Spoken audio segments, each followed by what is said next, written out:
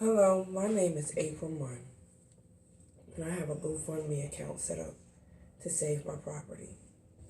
22 years ago, I lost my father.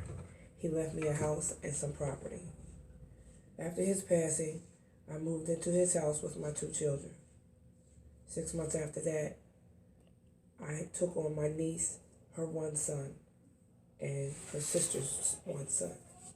So that gave me two 14-year-olds, a 12-year-old, a 3-year-old, and a 1-year-old. But in the process of that, I didn't know she was pregnant, so now I got another one on the way.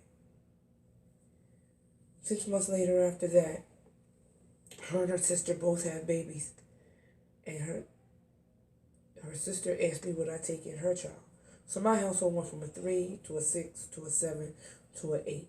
7 children, myself, a house, and taking care of a car. I was working, doing well. And then when I fell sick and my job shut the doors in 2005 and 110 people lost their job, I wasn't able to keep up with a lot of things. I was getting unemployment and I was going to school until I found me a job. I got a job at Walmart and I worked there for 6 years, from 2006 to 2012, when I hurt myself on the job. I had my first surgery in 2012 in February, and the second surgery in 2013. Put me at disabled.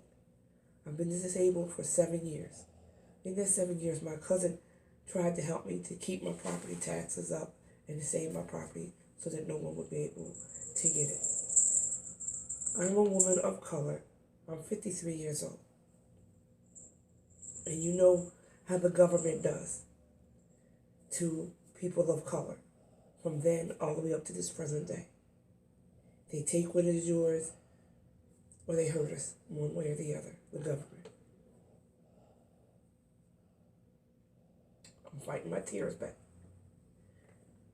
I'm always helping someone, and now I'm in need of help. And I know everybody says you will get your blessing because I'm always helping someone.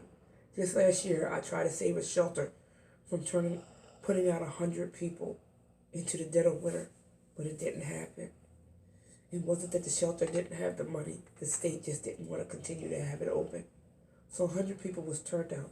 I was able to call the news channel and the paper. They came down, and we still wasn't able to save the shelter. But I'm always helping someone. And they said, you're going to get your blessing. By me setting up this GoFundMe, I'm praying that this is going to be my blessing that God sends me to save my property. Not only am I trying to save my property from the government, I also feel that I was harassed and discriminated against. And I also feel that the Newcastle County government is a little on the shady side. I'm not the only one that feels that.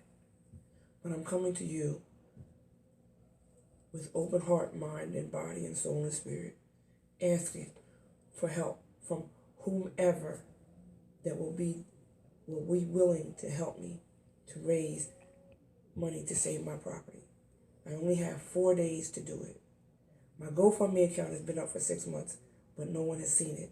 So they told me to do a video. So I'm doing a video. My father was in the service for 24 years. He retired as Sergeant First Class. He was one of 16 children. He retired here in Delaware. He did everything to support his mother and his other 15 siblings until they were all gone. He left it to me. He was a good man. I love my father.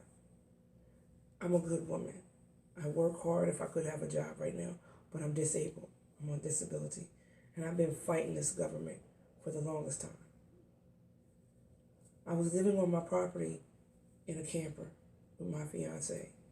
We had a domestic violence situation. He put a shotgun to my chest. But I'm still here. I'm still standing and I'm still strong. The government made me move my camper because it wasn't tagged for Delaware. But it wasn't going nowhere. That was my little tiny home to live in at that present time. I just want to go back home. I'm still semi-homeless right now, but there was an angel that told me that I could stay somewhere, and she blessed me with some place to stay until she tells me I gotta go. Right now, So I'm still semi-homeless. So I'm putting my plea out there to please help me raise the money within 4 days, maybe 5, to save my property. Not just for me, but for my family, my grandchildren. It has been in my family for 100 plus years. The amount that I need is $50,000. If it goes over that, that's even better, because then I can have a chance to rebuild a home. Not just for me, but for my grandchildren